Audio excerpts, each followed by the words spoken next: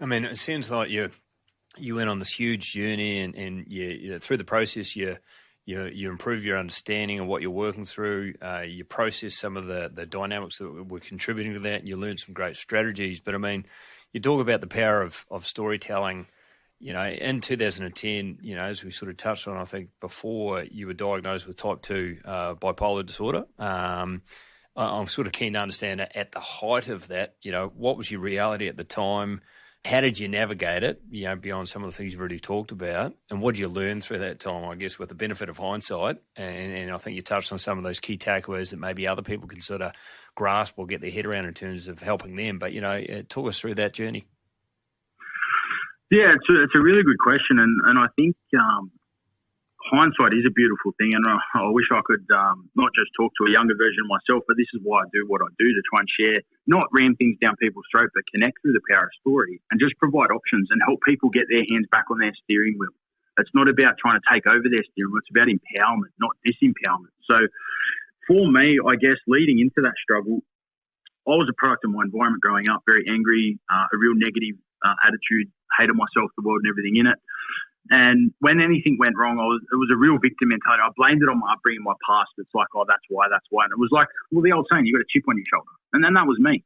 Obviously, professional sport really gave me a sense of identity, purpose and belonging. And it kind of helped me get back on that straight and narrow.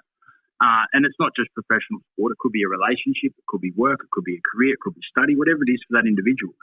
But then when that was taken away in 2010, obviously the pinnacle of what you do is to make and play in a premiership and win one. And I didn't feel a part of it at the time, which I know I was now, being a little bit older. But that kind of sent me off the rails. But when the thing that kept me on the straight and narrow was taken away, it was the floodgates come from all the stuff from my past, my upbringing that was swept under the carpet, which I didn't understand at the time, which I do now. That hit me like an absolute ton of bricks. And for me, you said, what did that reality look like?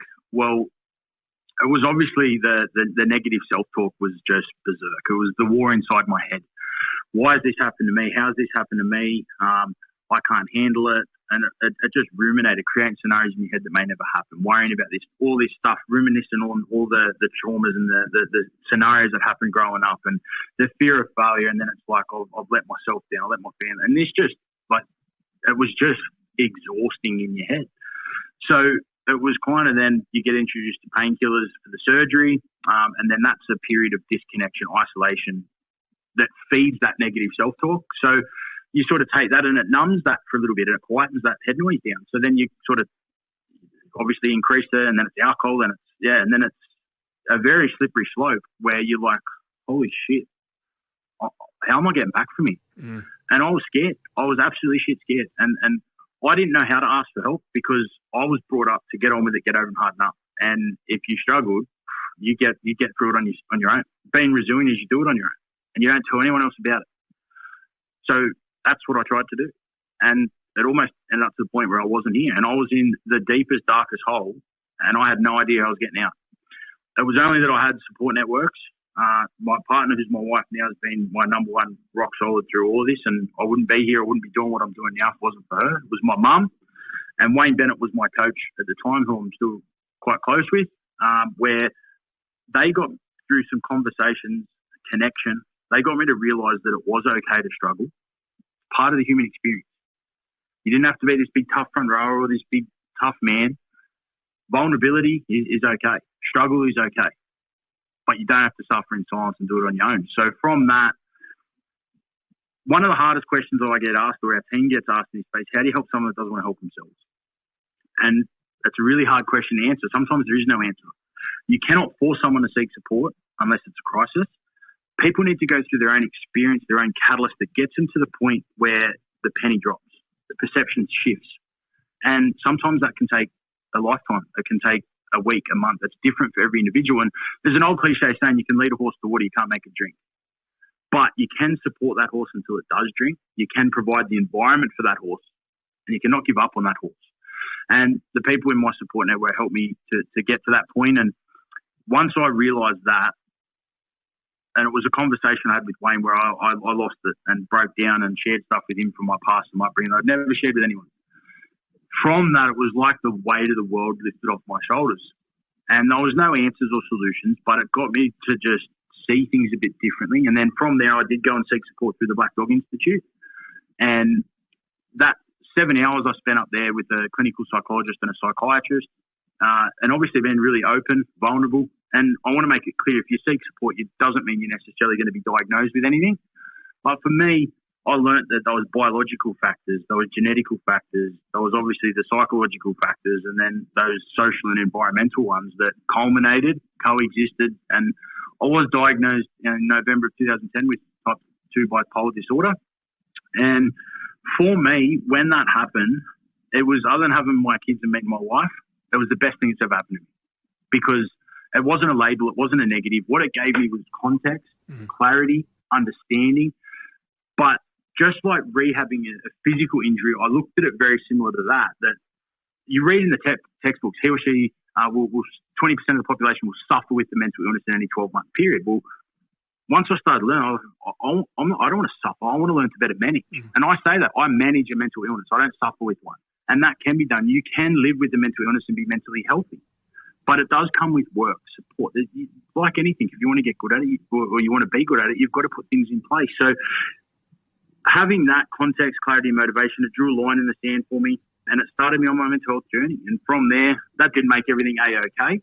I did have to go to a rehab program, spend time in a mental health clinic. I spent time there to learn and understand, build resilience, self-care, process a lot of things, the contributing factors to help me with the transition back. I had to build support networks. I had people in my support network that enabled my behaviour, that were toxic, that I'd leave there trying to get some support, and you'd leave there worse off. So I had to recalibrate my support networks. I had to put controls in place to better manage myself, and I had to build out the things that work and what didn't work. And there's an old Abraham Lincoln quote. He says, "When I do good, I feel good. When I do bad, I feel bad." And I kind of live my life by that in a way. But I'm not saying now that I don't struggle, I don't fall down, I don't still have that negative self-talk. I definitely do. And I still make mistakes. And the thing about it is, though, I've realised that it's a process. There's no finish line to it. It is an ongoing process, and you're going to learn things, you're going to fall down, you're going to have to adapt, and that's what resilience is 101. But knowing that you don't have to do it on your own is probably point one. So just the feeling that you're not Robinson Crusoe on a desert island is a bloody good feeling. Number two is having a level of awareness to understand that what goes on in your life, the change, challenge, and adversity, it does affect the way you think, act, and feel. And then having the awareness, well, how does it affect the way you think, act, and feel? And then what can you build out to better manage and better cope and support that?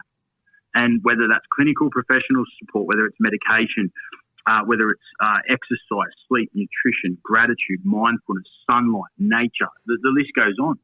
But whether it's also challenging your thoughts, challenging the different mindsets, fixed over growth mindset. But the other thing is, you can't do one or two things once a week and think everything's going to be all right for the rest of your life. It's an ongoing process. And when you do that proactively, you are going to get better outcomes. But, yeah, I think that in a nutshell, that's probably what I've learned. And, fantastic answer. We could spend hours unpacking some of those things you sort of talked about. But I think at the very essence of things, the most simplistic takeaway and maybe the most meaningful one is for those going through a bit of a tough time is find your network to confide in, the ones you trust and have got your back. In your case, it was Wayne Bennett, your mum and your now wife, and you were prepared to be vulnerable. I think without that step, you're pretty much shot, aren't you? Because if you're not going to be vulnerable, you're not going to take the time to confide and speak to people and seek some support, or just, have that weight lifted off you through being able to confide, how you're traveling, all that sort of stuff. I think it's very hard to do anything else. You talked about some really good stuff beyond that in terms of understanding it and coming up with a bit of, habits and rituals to manage your mental health. But I think without that vulnerability and the right people around you, it's just so hard. So I think most people become insular when they're going through that tough time and fade away. But I think you really need to do the opposite, even though it doesn't always feel like the most comfortable thing to do, right? Yeah, and I think that what we're trying to do with the work we do is trying to be that penny to drop for that individual, or that experience where you connect with that story and it's like, oh, shit, well, I've kind of been through like that, or I kind of feel like that, and you're saying it's okay, and there's another way, and if you seek support, and you're not alone, and all this, and it's like, wow. Or if it's someone that likes to do things on their own in that point in time, will you build that resilience for that individual, and then if they know they get to a point where that's no longer working, well, that's okay as well, and there's support there for you as well. So it's trying to, I guess, have plenty of different ingredients, plenty of different recipes, as long as it's aligned with best practice, so that people can build out their own sort of meals, so to speak, using those ingredients in that recipe, because everyone's different.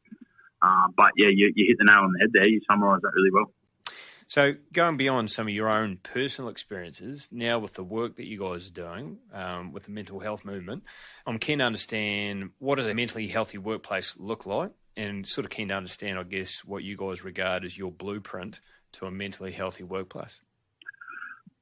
Yeah, it's a really good question, and I think it's something, in a way, is probably what companies and decision makers probably need a bit of understanding around, where it's not just ad hoc, or you pick this, or we should be doing this. Best practice around what creates and develops a mentally healthy, sustainable workplace is, well, you've got to obviously measure or assess where's that workplace at. So there is, like, obviously pulse surveys, culture surveys, and things like that. So that will get your finger on the pulse. It'll give you an understanding of contributing factors of leadership capabilities, support capabilities, EAP uptake, psychosocial hazards, all the challenges in the workplace, what people have been through, struggles, kind of what's their biggest contributing factors, etc. And when you get a bit of an understanding of what that is, then you can build out your mental health framework or strategy, so to speak. And then that's where our blueprint comes in, where you select kind of we've got what we call our mental health workplace audit in stage 1, where it helps be able to do that. And then from there, you build out the interventions that are best suited to your company's needs, objectives, results of that audit. That's aligned with the recommendations from Work Health and Safety as well. And then, look, those elements, our blueprint is awareness, education, training, resources, and links to appropriate support. So that's working in conjunction with EAPs, telehealth organisations, a range of different other organisations. But look, what a mentally healthy, supportive workplace looks like is you need to build a level of mental health literacy, because people don't know what they don't know. Some people don't even realise that they've got a mental health. If you've got a brain in your head, you've got a mental health. And the better you look after it, the better you look after yourself. Some people think being a support network is you've got to fix and solve and diagnose people, where that's not the case at all. So you've got to have a level of mental health literacy throughout your whole workplace. You've got to get some mental health education throughout the whole workplace, because when people start to understand things a little bit more, they can start to do things a little bit better. They start to think and feel a bit better, and they start to be a bit better. And then they can help support their fellow workers do that as well. Other elements is you've got to improve help-seeking behaviour. So understanding what are these barriers that are stopping people seeking support. And as a support, how do you help overcome some of these barriers? So if we get people that slide down this continuum, can have a bit of that self-awareness, but understand that it is okay to seek support. We have more people seeking support, we're going to have obviously more improved mental health outcomes. Then looking at leadership capability. Probably one of the biggest things throughout COVID with a lot of organisations we've worked with is we kind of got to the point where we've done the literacy, the education with the whole workforce. So we've kind of improved a bit of mental health resilience, improved help-seeking behaviours, but we hadn't got to the point of improving leadership capability. So a lot of workers were reaching out to their managers and supervisors, but they didn't necessarily know how to start, hold those conversations, understand role and responsibility, escalation process, links to support. So that leadership capability is a really important piece. Having your leaders, they don't have to be mental health professionals, but being able to identify a change, start and hold, build rapport, open-ended questions, active listening, and then being able to link into appropriate supports, follow back up, is a really, really important piece. And look, those elements there. Then the sustainability piece is, well, looking at peer support programs, providing support by the worker for the worker. So getting workers trained up in mental health first aid, mental health response, accredited training, where they've got the skills to provide support on the job by the worker for the worker, when the leaders may not be there, when it's night shift and it's 2 a.m. and someone is going through a bit of a struggle. So there's those elements there. Then when, obviously, where the workplace is heading with the ISO 45003 international standard, that's probably where those elements are all part of that. But what has to happen, and you did a fantastic podcast previously that I listened to, and I won't steal the thunder of one of the questions as well that we'll unpack, but those psychosocial hazards that are now being identified within the workplace, where it's an employer's responsibility not just to look after the physical health, but also the mental health of their workforce. There's obviously those, I think there's 18 being identified within the workplace, like job control, job demand, sort of bullying and harassment, isolated work, where these affect the way the worker thinks, acts and feels. But they're in conjunction with all these other contributing factors outside of work. So kind of getting it at work, getting it outside of work, if we can identify them and not necessarily get rid of them, but better control them, better support them, and as we say, reduce the risk, not just treating symptoms, but actually not just that sort of what they speak about, those tertiary interventions, but looking at the secondary, which we're starting to do a lot better, but looking at those primary interventions as well. Look, we're gonna get better outcomes. We're going to have more mentally healthy, supportive individuals, crews, teams, workplaces, communities, sporting clubs, organisations, societies, and that's the future, the goal. And it's going to be a process as well.